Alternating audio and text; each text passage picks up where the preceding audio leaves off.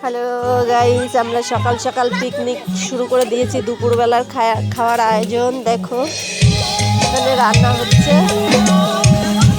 সবাই ভিডিও করতে ব্যস্ত।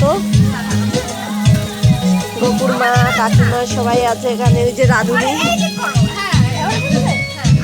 এই যে আমাদের সরঞ্জাম, পেঁয়াজ ভাজা হয়েছে, আলু ভাজা হচ্ছে, আর এই যে মশলা সব এখানে আছে। রাধুনি, হ্যালো হ্যালো রাধুনি, করে গপু কই?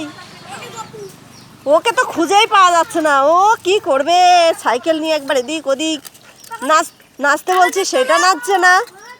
হ্যাঁ হ্যাঁ তুলছি তো, পাশেই আবার কিন্তু স্কুল, গপুর স্কুল। ওই যে ম্যাম রান্না করছে, পড়াচ্ছে, কিন্তু আজকে গপু স্কুলে ঢোকেনি। টাটা।